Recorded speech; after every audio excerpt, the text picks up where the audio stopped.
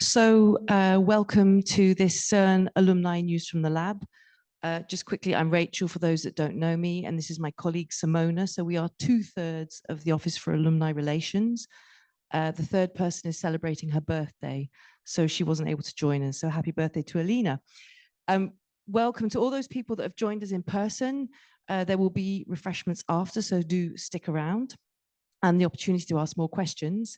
And I know that we have the CERN alumni Milan-Turin group that's joining us online. They've organized a watch party with all the alumni in Milan and Turin, which is really nice. So there's been a lot of interest in the European Strategy for Particle Physics. The Office for Alumni Relations has done its best to keep you informed about what's happening, and we were absolutely thrilled that Professor Carl Jacobs accepted our invitation to come and talk about this very important topic. So briefly, an introduction. Carl Jacobs is a professor of physics at the University of Freiburg in Germany. His main activities of research are the study of the Higgs boson and the search for extensions of the standard model of particle physics at the Large Hadron Collider at CERN. He's also participated in experiments previously at CERN, UA2, Aleph, and Atlas, and also at the US lab, Fermilab. So from 2017 to 2021, he was the scientific leader or spokesperson of the Atlas experiment. And from 2021 to 2023, he was the chairperson of the European Committee for Future Accelerators. And in 2024, he took on the very important role, was appointed as secretary to organize the new update of the European Strategy for Particle Physics, which is extremely important for the future of CERN. So we'll have about 45 minutes presentation and then the opportunity to ask your questions. So I hand the floor to you. Thank you so much. A round of applause, please, for.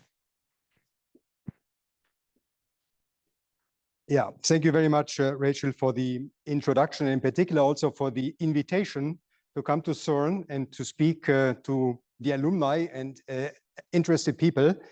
I'm very happy to be here, and it's a pleasure to share some insights on the ongoing strategy process. As you can imagine, as you know very well, this is an important process which determines or start to determine the future of CERN. So we are all concerned. I'm also very happy to see some young people here, because you have to work probably on the next colliders and make it real.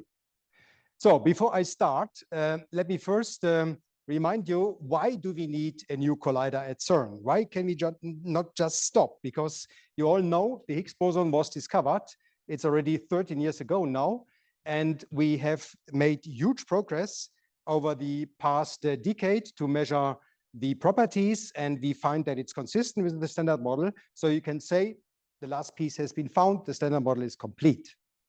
You know that this is not the end of the story, because we need physics beyond the standard model. I show in the next slide.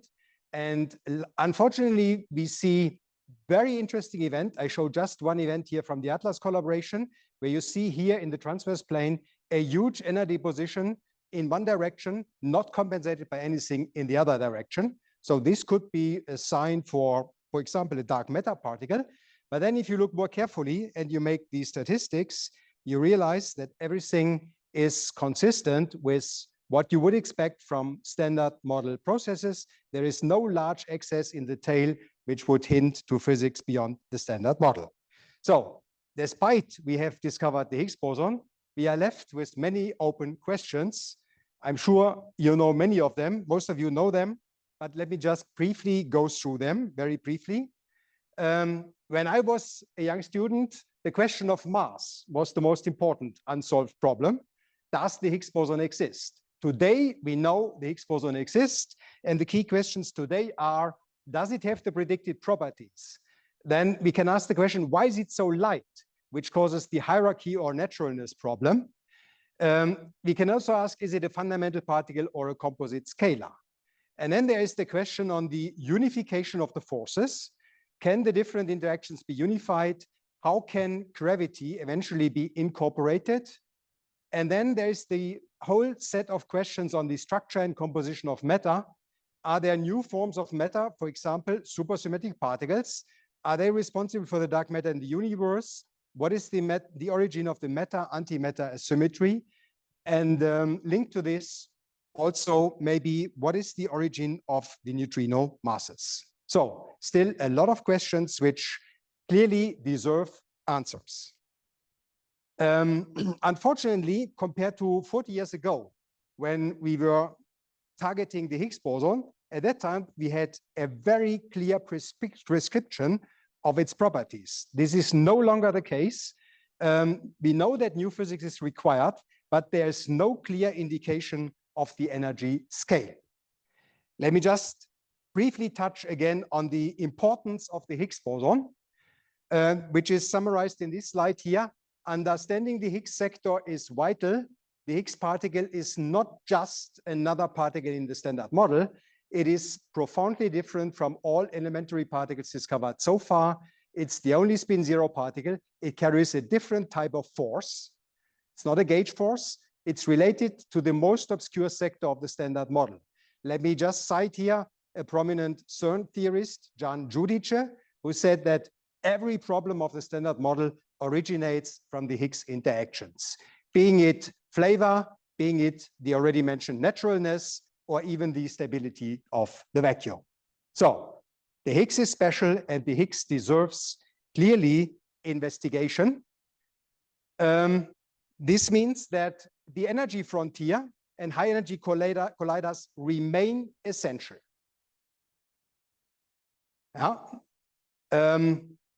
However, in addition to the energy frontier, we may as well explore in a different direction, which is called the intensity frontier, which means we should search for feebly interacting particles, heavy neutral leptons, flavor anomalies, and so on.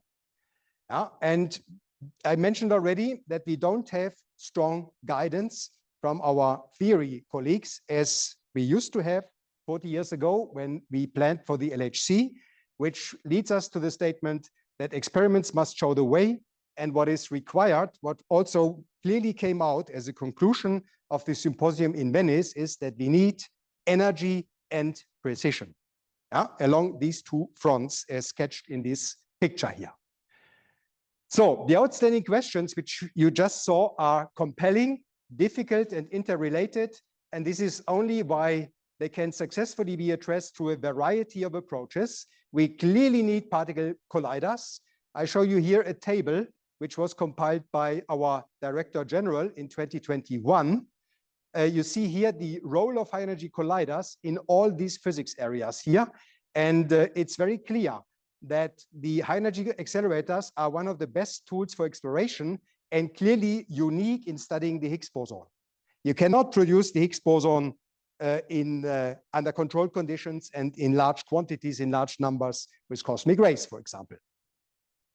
So then also clear that scientific diversity and the combination of complementary approaches are crucial to explore the variety of the questions. And I'm also convinced that we need global coordination and optimization if we go for such a large new enterprise like the next collider at CERN.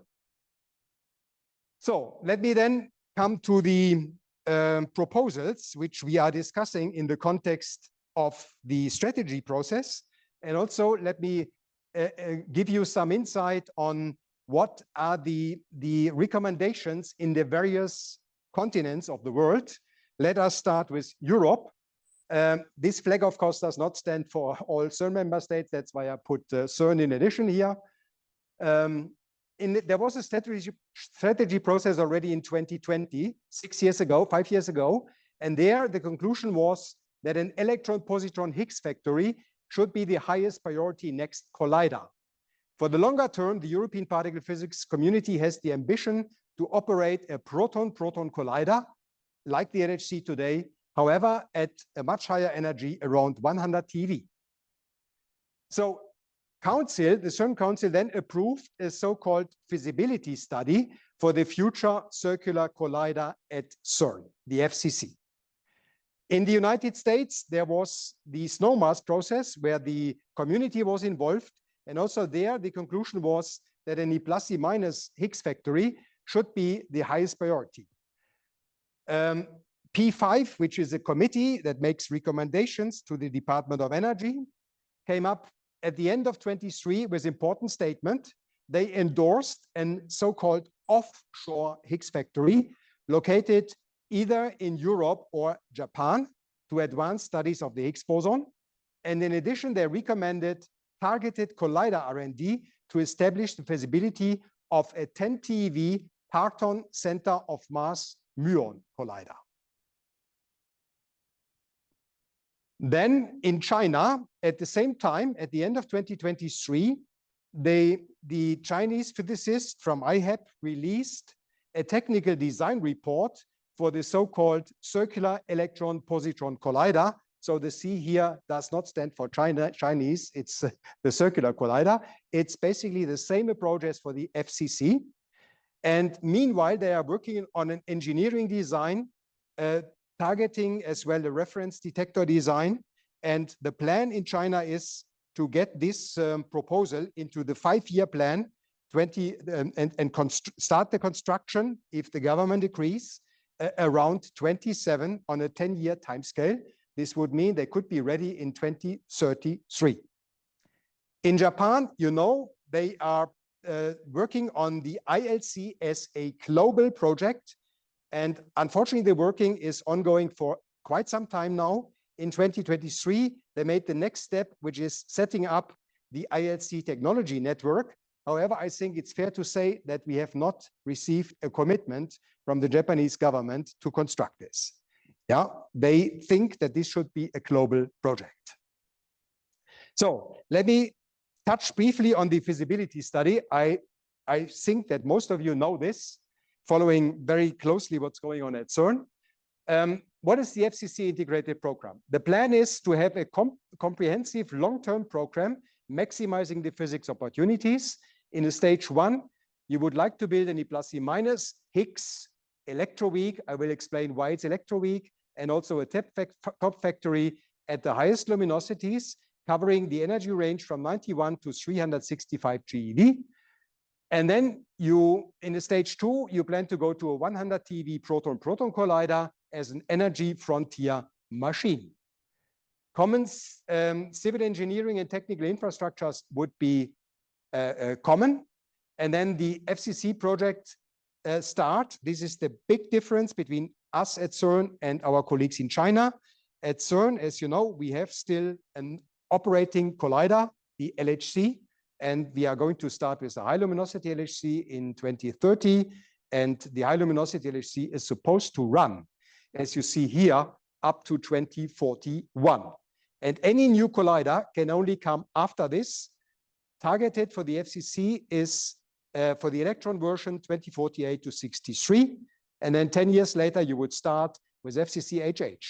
I know this is a daunting schedule, and even some younger people here start already counting if you are maybe retired by that time. Okay. The feasibility study was launched in 2020 and has been successfully completed. It was submitted in March this year as input into the strategy process. One of the major investigations was to converge on the layout of the ring. So this is now fixed, and this is optimized by looking at about 100 different variants. So this is the final configuration of a 90.7 kilometer ring, a 4-fold symmetry, which could hold 4 experiments, as you see here marked in yellow, and then 4 technical areas. It was also found out that this could be realized in geology-friendly region, 95% in molasse, and only in 1 region you would have limestone, which is sort of difficult for tunnel construction.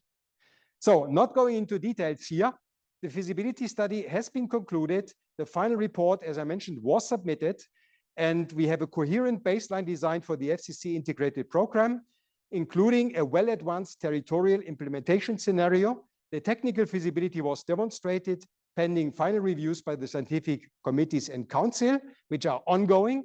However, the financial feasibility still needs to be established, and work is ongoing there. I will come to the cost later.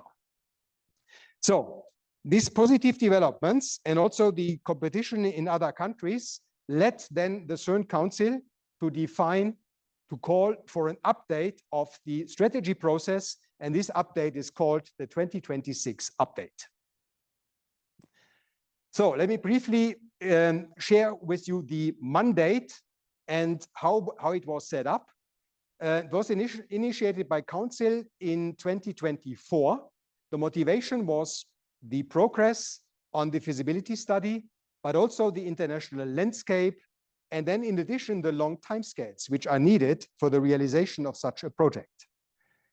The aim, as defined by Council, is to develop a visionary and concrete plan that greatly advances human knowledge in fundamental physics through the realization of the next flagship project at CERN. This plan should attract and value international collaboration and should allow Europe to continue to play a leading role in the field. Then there comes a very important paragraph, namely this one.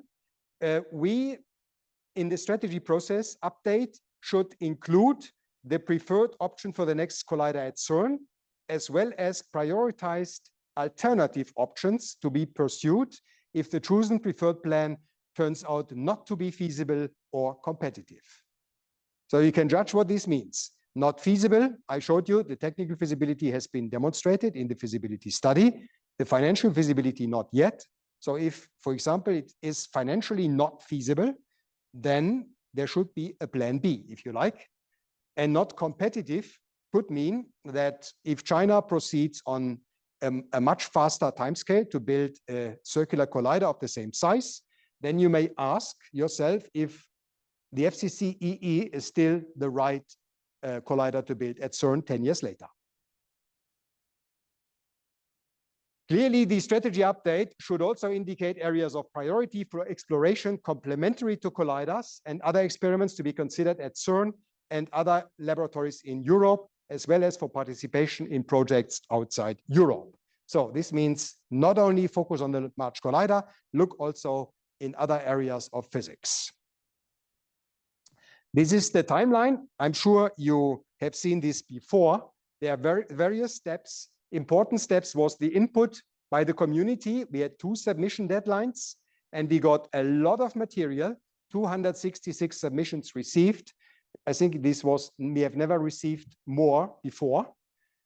Then there was the open symposium in Venice, and the main conclusions of this symposium I will share with you today.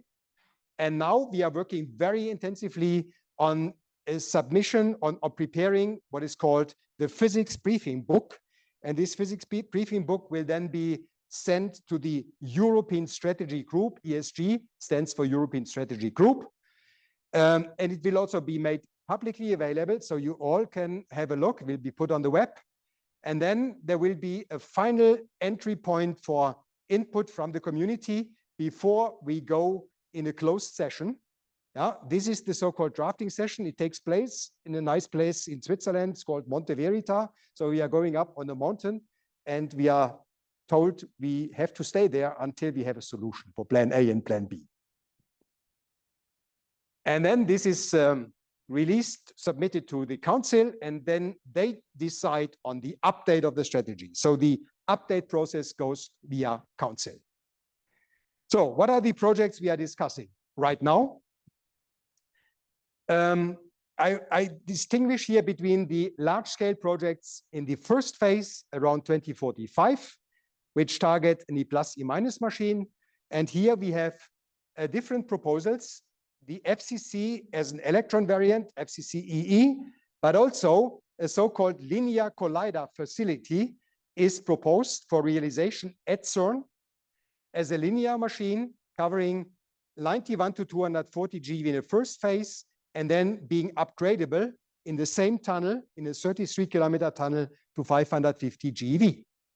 An alternative would be the Click collider, which has been followed by CERN groups for many years. And then recently came up as well proposals. Some of you may like this because it reminds them to 30, 40 years back. The idea is to use the LHC or lab ring and fill it again with electrons. And this is called Lab 3. So again, a circular collider However, given the smaller radius compared to the FCC, it would only be capable to go up to 230 GeV because limited by the synchrotron radiation of the electrons on the small ring. And then there is a new proposal, which is called LHEC, which means that you would like to do electron-proton collisions using the LHC. So this means you would circulate a proton beam in the LHC, and in one interaction point, the one which is today taken by Alice, you would build a small new electron accelerator as an energy recovery LINAC, and you would allow for proton-electron collisions in one point. So the latter two proposals have to be understood as intermediate projects. They are not what you would like to call the flagship collider. They would leave room in terms of time, budget, and resources for further development of the machine that can probe directly the energy frontier at the 10 TeV parton scale. So this brings me then to the next phase. How could such a 10 TeV machine look like at CERN, depending on what you decide to do in the first phase? I think there are two obvious paths, namely, if you have the FCC infrastructure, obviously you would like to fill it with protons and go to an FCC HH. Here, a new baseline has been defined. I will show it, to go up to 85 TeV. And then depending on progress on magnet development, it could be extended to go probably up to 120 TeV. And this would also allow, as a hadron collider, of course, the possibility to bring back heavy ion collisions to CERN. The other obvious path is, if you go linear, you better stay linear. It's unlikely that you start with a linear configuration and then build a big ring, because the investments would be too large.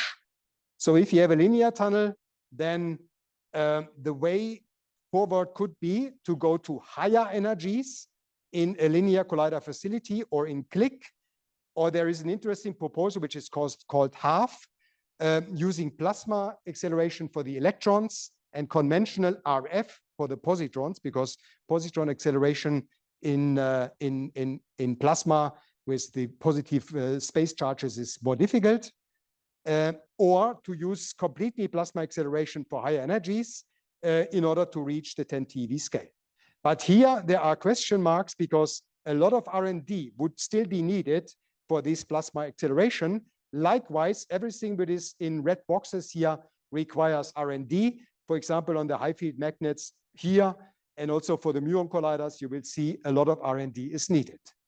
And then you can have intermediate combinations. For example, as I mentioned, for the intermediate ones, if you have LAB3, you could then complement it by a large ring, or as well by a muon collider, and the same could be true for LHEC. Would have the additional advantage that you get, of course, good measurements of the structure functions, of which FCC-HH would immediately benefit. So what are the challenges of these accelerators? I try to summarize this on one slide.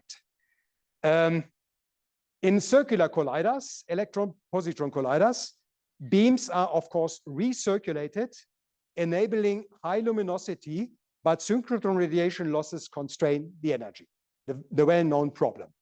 High luminosity is achieved with advanced but challenging schemes like grab-waist collisions. You may know that this is also tried at KEC-B, and they still face problems with this. I will comment on this later. High luminosity goals may be constrained as well by beam and intensity effects. And if you go to something like LAB3, the smaller circumference implies as well as strong quadrupoles, sextupoles to maintain the luminosity. However, if you look at this plot here, which I find very interesting, as function of the center of mass energy, you have here the integrated luminosity, which you can reach, normalized to the electric power consumption. So it's inverse autobarns multiplied by terawatt hours to the -1. And you see here the circular colliders are orders of magnitude higher than linear colliders. And if you compare this to what you may know very well, to the lab times, there is huge progress in this luminosity over energy ratio. On the linear colliders, the problem is the high acceleration gradient, because basically you use the beam only once and you accelerate it on your path towards the detectors. In the LCF, this would be around 33 kilometers if you want to reach 550 GeV. And then you have beam Strahlung constraints at the interaction point, and then you need small beams. And in addition, depending how much luminosity you want to have, you need as well huge production rates for positrons. Also on this, I will briefly comment. So this is the FCC configuration in a little more detail. The luminosity would be enormous, namely 1 × 10⁻36. I just want to mention, if you don't need to take pictures, I can very well provide the slides later on as PDF version. Yeah. So the luminosity would be enormous, would go up to 10⁻36 at the energy of 91 GeV, as you just saw, and then it drops because of synchrotron radiation. So you would basically lose more than an order of magnitude if you would go to 240 GeV. The power consumption is here. It's not small. And the challenge is the high luminosity, as mentioned. And accelerator experts, I'm not an expert, they tell me the best fair comparison is to normalize the luminosity to the bunch pair, luminosity per bunch pair. And then you can have a fair comparison between what KEC-B has reached in 2024 and what the FCC EE at the Z0 pole would need to reach. And you see in these numbers here, there is something like 1 order of magnitude higher challenge at the FCC EE, yeah, which experts think that this could be done. Here you have the running scenarios. A very nice development recently is also that you are completely flexible. You could start with the WW, you could start with the H production, most likely as well with a Z run for 1 or 2 years to get your detector understood. This is some details on the linear collider facility. As mentioned, from 250 to 550 GeV, 33.5 kilometer tunnel. The luminosity here is also quite impressive. This is higher than what was designed for at the ILC in Japan.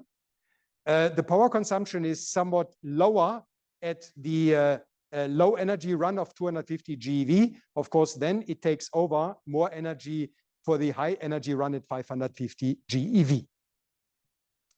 Upgrade possibilities are there by reusing the tunnel and putting in better, stronger accelerating structures.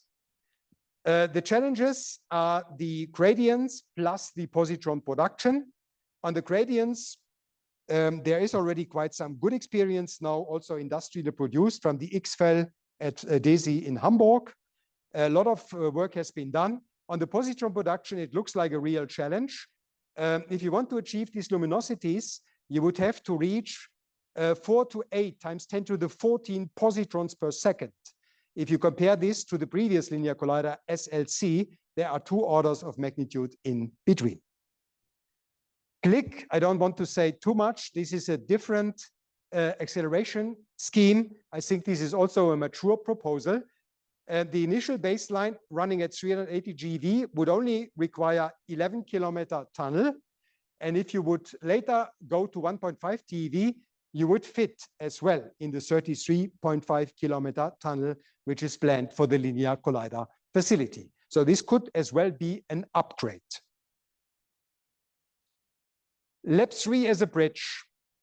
Again, Lab 3 is a circular collider. So in terms of luminosity, it is not dramatically far off from an FCC or from a CEPC.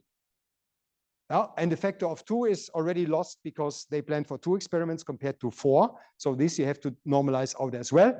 But this number here is, if you compare this to the 7, which you saw before, it's a factor of 5 compared to what you saw for FCC EE. So I mentioned already, given the synchrotron radiation limit of 50 megawatt, this is constrained to 230 GeV. You cannot go higher and reach the TT bar threshold. Lab 3 would run at Z and WW threshold. It would give you 2 × 10⁻12 Z decays, 4 × 10⁷ WW events. It's not a bad machine. And this number of Z and WW events are higher, by the way, than for the linear collider, as you impressively see in this plot here. Yeah, on the LHE side, I mentioned already, this is to extend the high luminosity LHC. It's an impactful bridge between colliders. You could do QCD studies, structure function, and you would have as well, this surprised some people, a viable Higgs program. For example, this would be the first machine which could measure the coupling of the Higgs particle to the C quarks, which is non-trivial at the LHC. Also here you have challenges, because if you look at the energy which you need and the average current which you would like to have in your electron accelerator, which is laid out as an electron recovery LINAC, you would be very high up here in this area for LHEC, or at such a variant at the FCC. And the challenge here, the very high currents and the recirculation efficiency are critical. You would have a current of 25 milliampere at 50 GeV, that's the electron energy which is targeted, and 1.25 gigawatt circulating power. So also this would need some R&D in order to get there. The first stage is planned to be carried out in Orsay at IJC Lab with the realization of the Pearl project. So much more challenging stage 2 of the FCC, because here you would need the proton machine, and you all know from the LHC, having the dipoles, even with 8.3 Tesla, was non-trivial. And now you need magnets between 14 and 20 Tesla.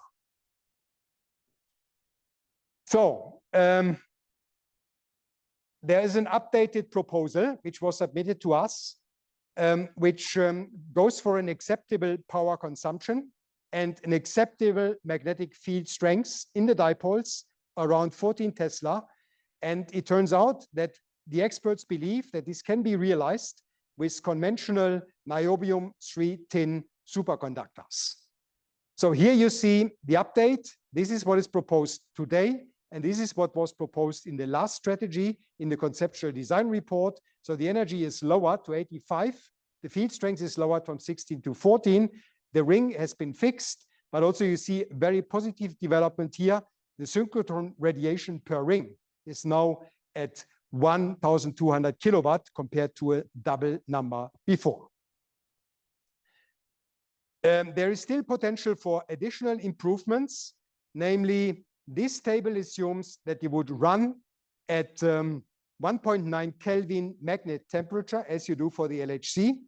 It turns out that maybe there's a chance to operate these magnets here as well as 4.5 Kelvin. There are first positive results. This would dramatically reduce the power consumption and thereby the yearly electrical bill for CERN. Again, for those, you remember also the most power at the LHC goes in the cooling and not in the acceleration. It's the same, of course, here. So this would then be the highest hadron collider. These magnets are needed. I'm coming to the challenges here. So what, in my opinion, is the most important task which need to be carried out over the next years is to do a lot of R&D on superconducting magnets, and not only at the low temperature magnets. I think we should start to target more earnestly the high temperature superconductors, because they would be so beneficial in the power consumptions. It turns out that also superconducting supply and cost are critical. Industry is normally not interested in niobium-3 tin. Yeah? However, there's a strong interest in high temperature superconductors in many, many areas.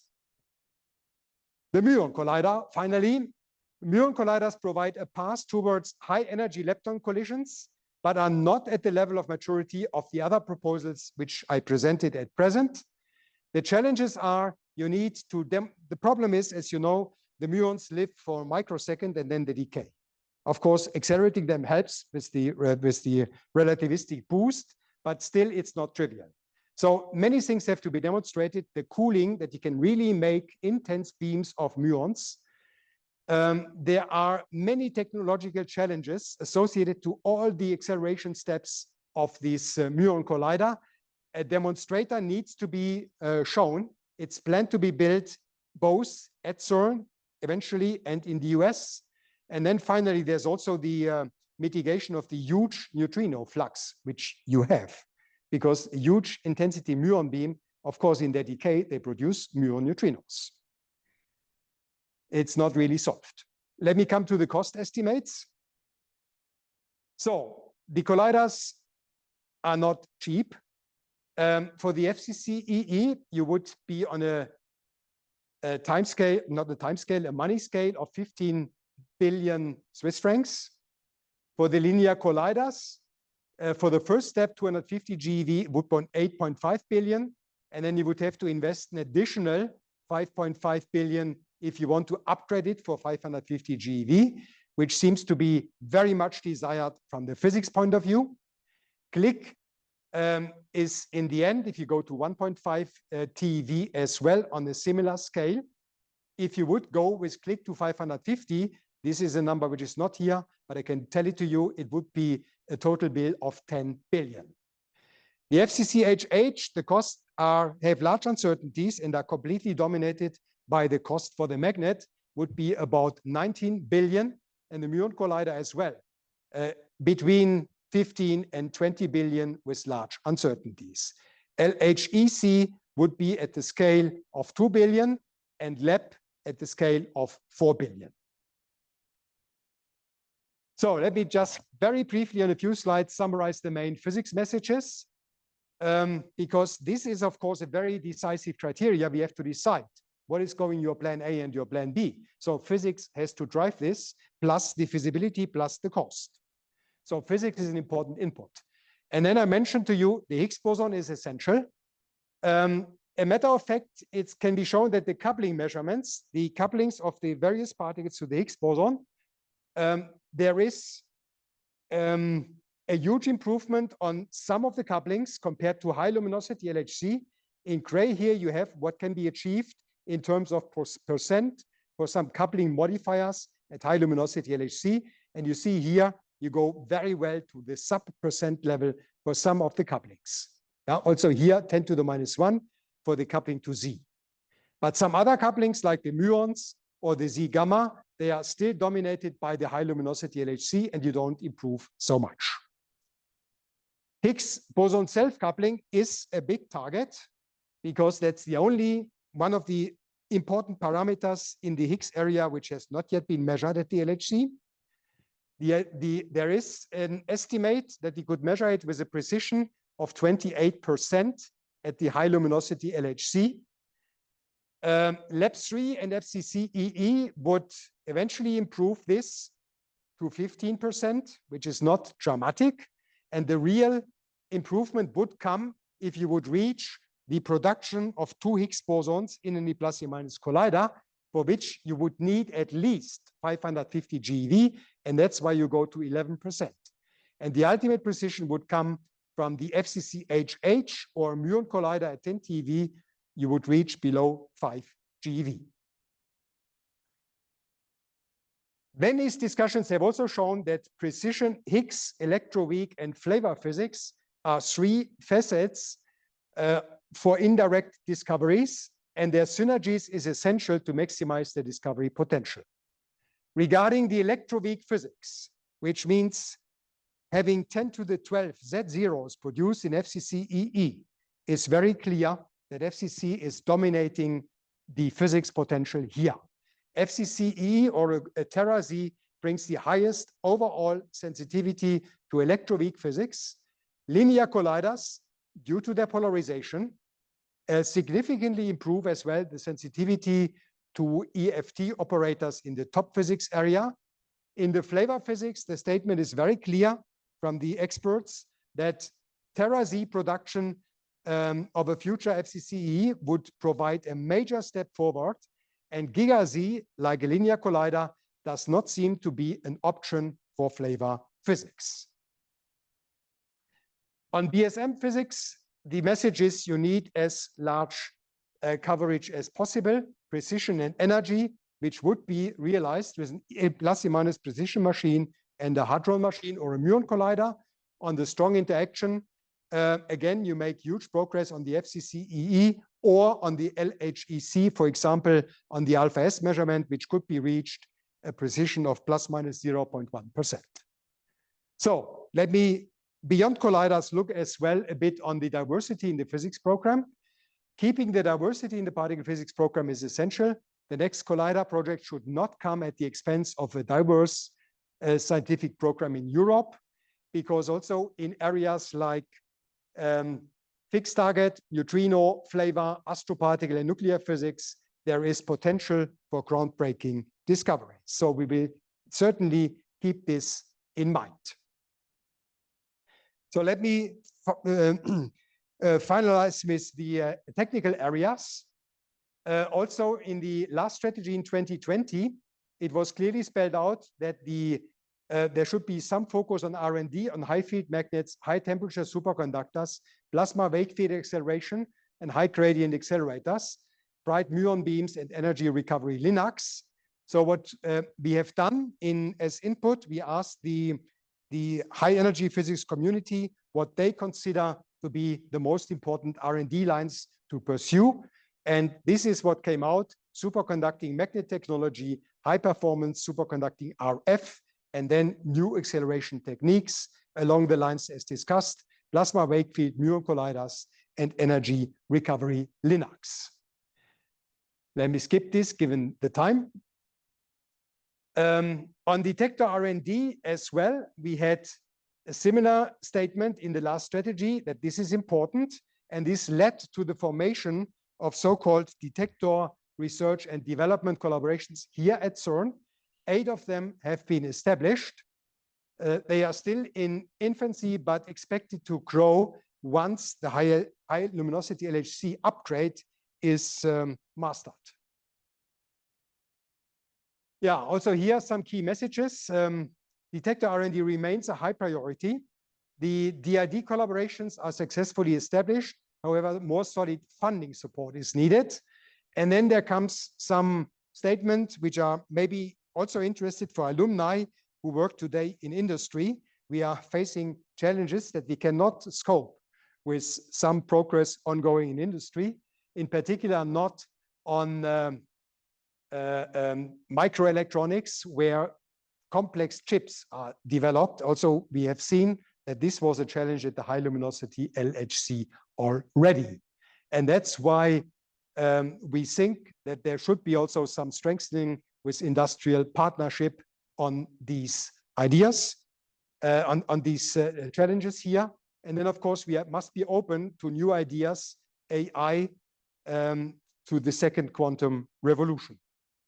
On computing, the main message in short is that the experts think that we can cope with the challenges which come up at an FCCEE or an electron-like collider. The data volume is much smaller, probably on the high energy runs, not at the Z0 run, than at the high luminosity LHC. But studies have shown that if you do enough R&D and follow what's going on in industry, we are confident that we can cope on this. This was also nicely shown between these two expected budget lines. If you do enough R&D and progress, you would fit in.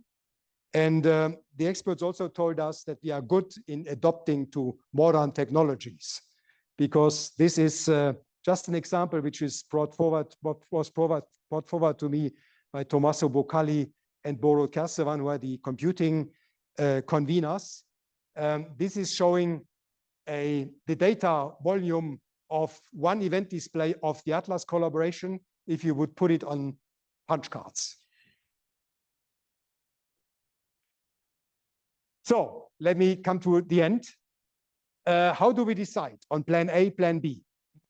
This is non-trivial, as you probably realized throughout the talk. We have asked as well the communities, what is your preference? And the preference for plan A, what is the preferred large-scale accelerator for CERN? And here you see the distribution. blue is the member states. In green, you have the associate member states. In yellow, the non-member states who submitted input. As you see here, there's an overwhelming support, 21 out of 24 CERN member states in favor of the integrated FCC-EE-HH program. I should say the member state HEP community, which means us, the physicists, not necessarily the funding agencies.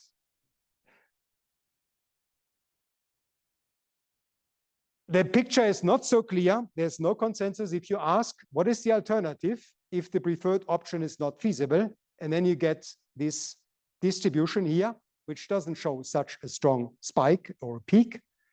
There is preference for linear collider, but also preference for LEP3 or LHEC, or going directly maybe to a smaller, lower energy FCC-HH. So this is our tough job over the next 2 months to sort this out. How do we do this? What are the important ingredients? I mentioned already the physics briefing book is coming out in 2 weeks from now. It will be published. And then we have another very important group established, the so-called project assessment group, which looks into the technical feasibility, which is done for the FCCE, but maybe as well it needs to be done, for example, for the click collider, for the muon collider, and so on, for LEP3 and so on. To the risks, timeline, what R&D needs to be made, cost, and so on. So this is a working group where we have also external experts like Norbert Holtkamp, Reinhard Brinkmann, Frédéric Baudry, and who I forgot, Lenny Rifkin from PSI. So wise accelerator men, and we hope that they can guide us there. And then there will be the final input from the HEP communities. And then we have the session in Ascona, and then it's submitted to the, as an update to the European Strategy for Particle Physics, to the Council, and they will discuss this in March and take the final decision in Budapest in May. But this does not yet mean that the project is approved, because then the discussion on the financial realization and on the contributions, for example, from non-member states will start. The final deliberations on project approval by the CERN Council will then take probably 2 years, and maybe in end 27, beginning 28, we will have a decision, hopefully for the future of CERN, and thereby, I think, for the future of our field and for many of us. Thank you very much.